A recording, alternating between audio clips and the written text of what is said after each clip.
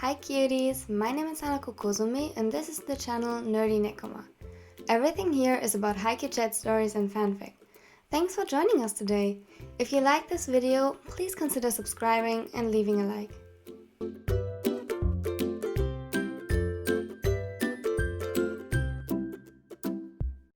And with that, welcome to today's video, or in other words, the bottoms get sick/injured. Today's video features the ships EnnoTana, UshiTen, YakuLev, and MatsuHana. I'm super excited for this, it's part 3, I hope you will like it, let's go!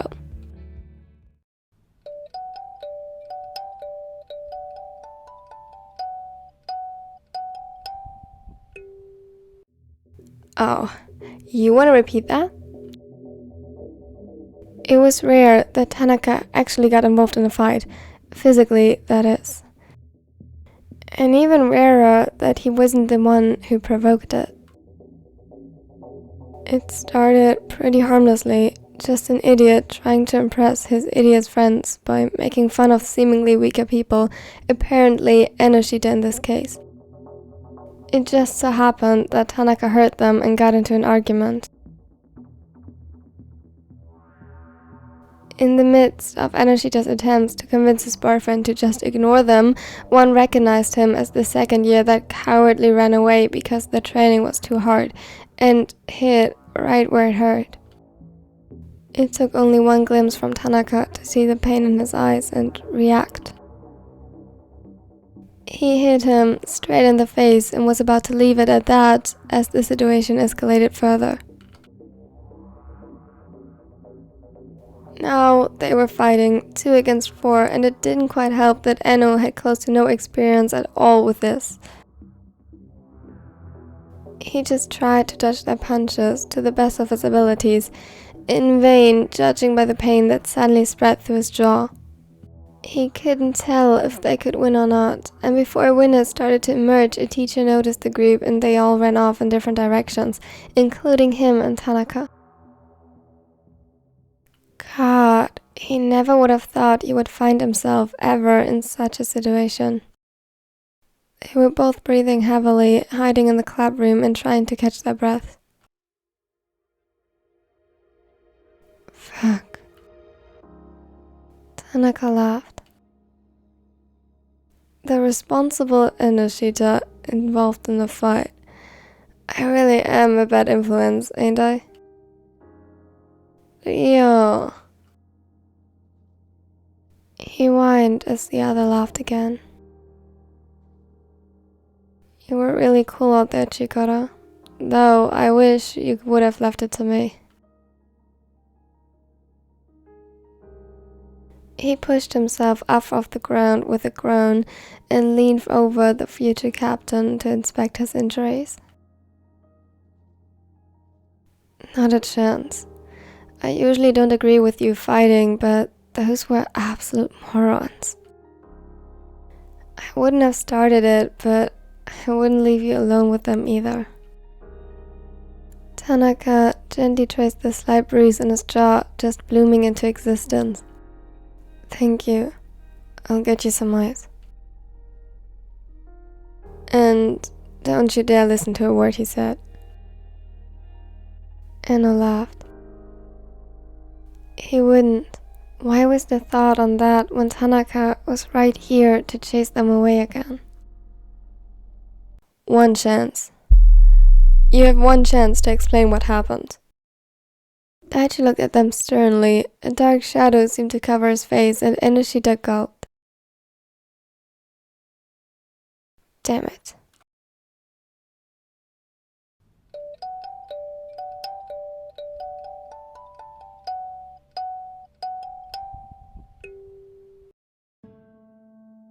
Hey, Oshijima? Yes, Satori?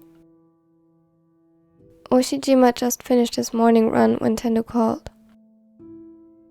He was a bit taken aback when the other called him Oshijima instead of Toshi, and didn't fail to notice the lack of his usual excitement. The ace hesitated by the door as he waited for Tendo's response. I just called to let you know that I won't make it to training today. I'm sorry. Is everything alright? Yeah, it's nothing serious. Ushijima frowned. Just let the coach know, okay? Of course. Okay, see you soon, I guess. Yes. The other end of the line turned silent before, after a few seconds of hesitation, Tendu ended the call. Immediately, the ace sent Semi a text informing him that both him and Tendu would be absent today and to please tell the coach before he put his shoes and jacket back on. He stopped by the convenience store on his way to Tendu's house and bought him some chocolate to hopefully help with whatever the other was struggling with. When he rang the doorbell, Tendu greeted him in his pajamas and with dark shadows underneath his eyes. Good morning, Satori. Toshi, what are you doing here? I thought you wanted to tell the coach that I won't be there today. I asked Semi to do so, and also to tell him that I won't be there either. Tendu chuckled a bit, though it was far from his real laugh. How cruel from you to let Semi endure all his wrath. I really wouldn't have thought you could be so evil.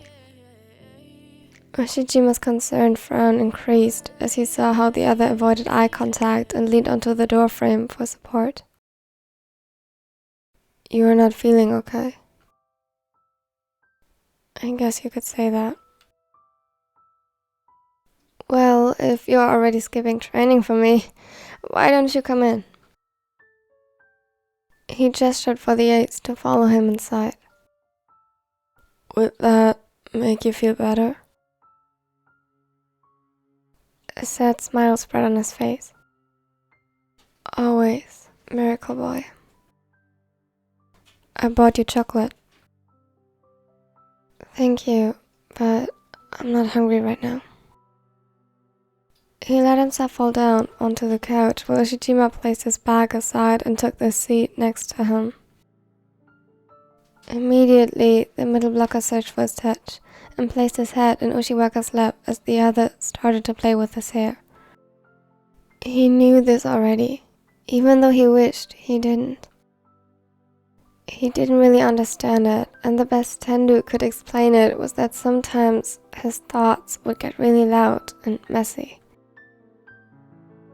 All Ushijima knew was that it hurt him, and he would do anything to help silence the intrusive thoughts. He had long learned that the best he could do was to just stay by his side and reassure him whenever the redhead asked for it until the episode was over. Lots of cuddles if Tendu wanted to, and listening if he felt up for talking. Ushijima didn't mind. On some level, he wished to understand what Tendu was going through, to sympathize and maybe help better, but the other always said that his company was enough. And he could have that for the rest of their lives.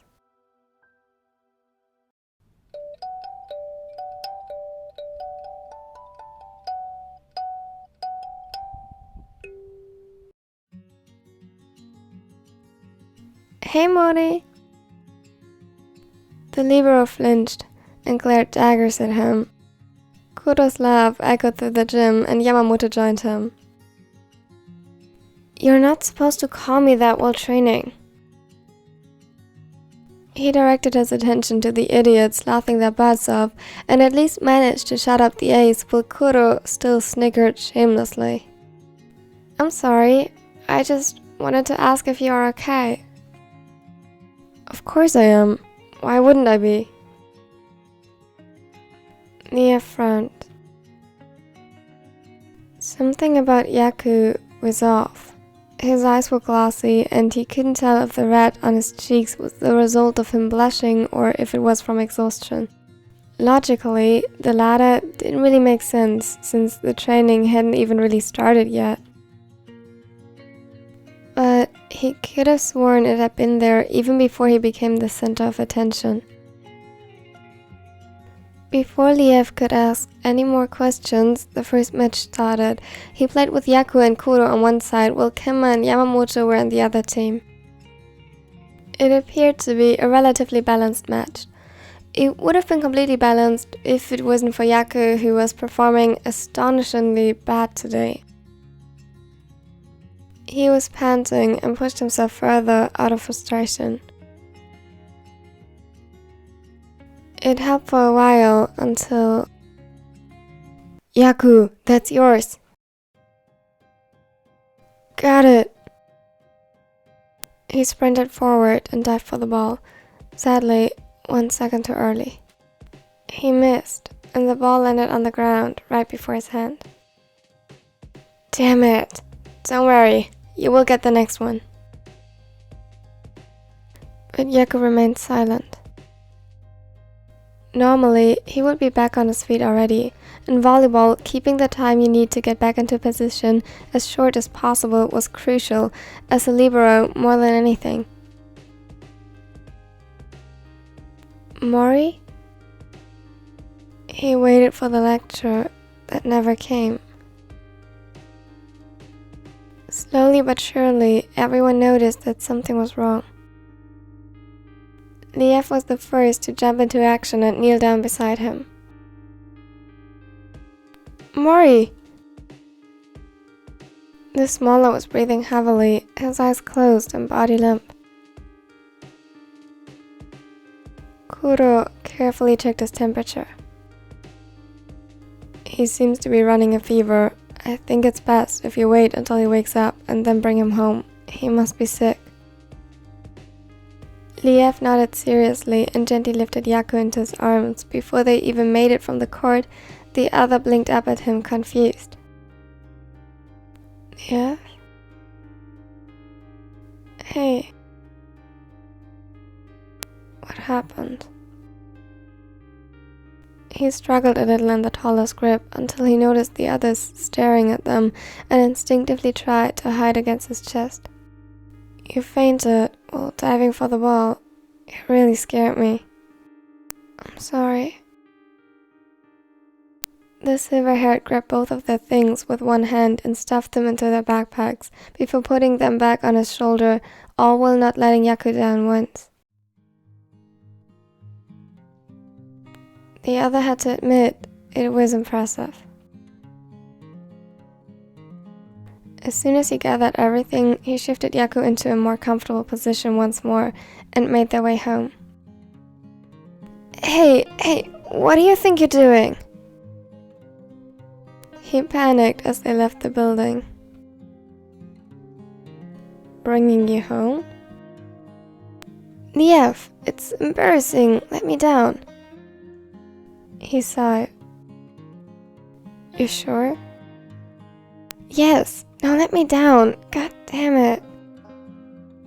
He did, but it turned out to be a horrible idea, since Haikyuu was still everything but steady on his feet. With how much you talked, I was sure you had the energy again.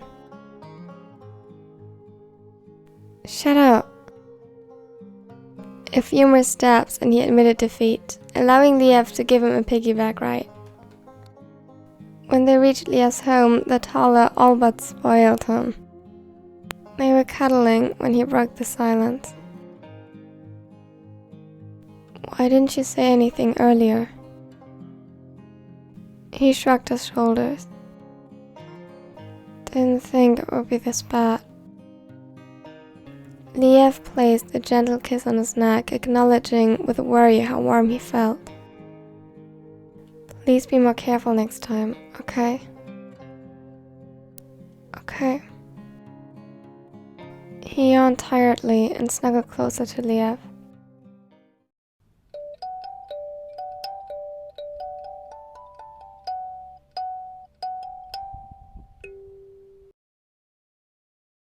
Hanamaki was quick to gather all the necessary ingredients for the dinner he planned.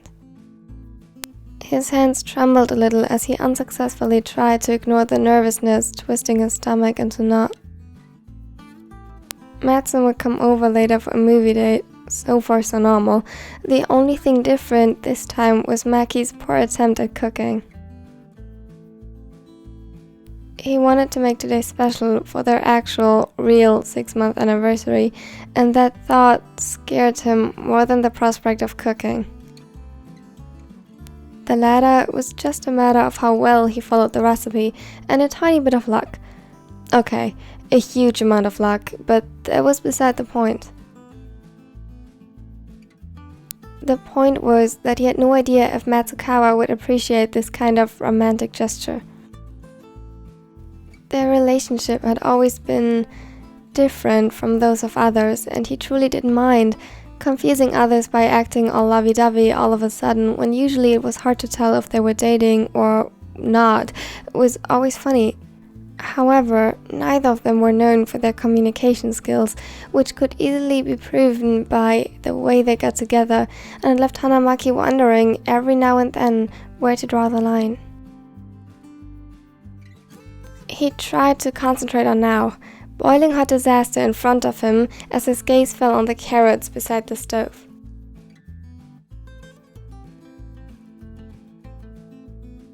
Damn it. He forgot them. Fuck. He hastily reached for a cutting board and knife and started chopping the orange vegetable into thin slices. Maki? His head shot up and the knife slipped. A burning sensation radiated from where it cut into his flesh, and vivid red spilled over the counter. Fuck. He blindly reached for one of the kitchen towels but grabbed nothing while the blood continued to flow freely. Hey, what is going on? Are you alright? He froze mid-sentence as he saw the bloody knife followed by the equally as bloody hand of his partner. With a few steps, he was by his side, inspecting the situation further. The middle blocker gave him one of the towels lying next to the sink and wrapped it tightly around Hanamaki's hand. Continue to apply pressure. Yes, thanks. He hissed, but pressed down on the injury regardless. Matsun motioned for him to leave the kitchen as he started cleaning the mess and turning off the stove. After he reassured himself that the bleeding was under control and no ambulance was needed, he tried to save what he could be saved. In the meanwhile, Hanamaki cleaned the wound and inspected it further. He made a clean cut along his palm, cutting the skin at the tip of his ring finger as well, which at least explained the big amount of blood.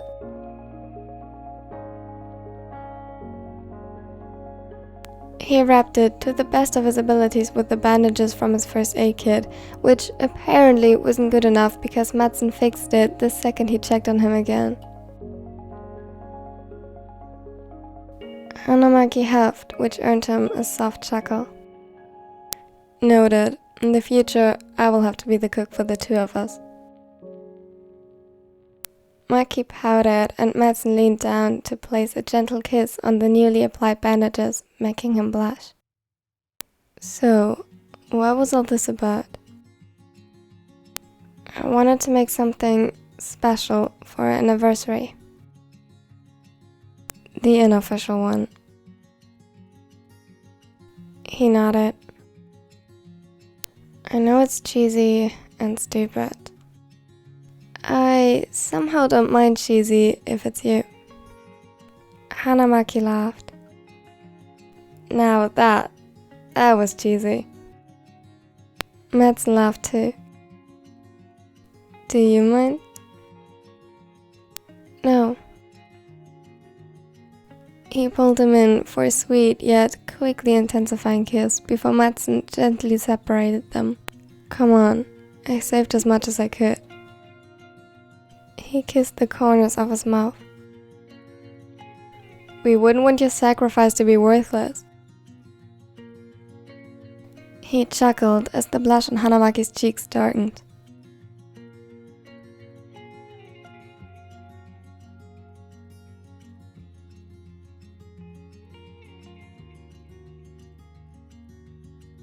Thank you all for watching. I hope you liked it. Since this was the third part, there is only 2 more to go. Oh my god. I'm excited. I really like this series because, I don't know, sometimes it's really fun to write something more short and more lighthearted. So if you have more requests for that, I would love to hear them. I would love to write them. Now, if you liked it, please consider leaving a like because it really helped my channel grow. And if you don't want to miss out on anything in the future, for example, part 4 and 5, consider subscribing. And that would absolutely be amazing because you are amazing. And now have a wonderful and amazing day.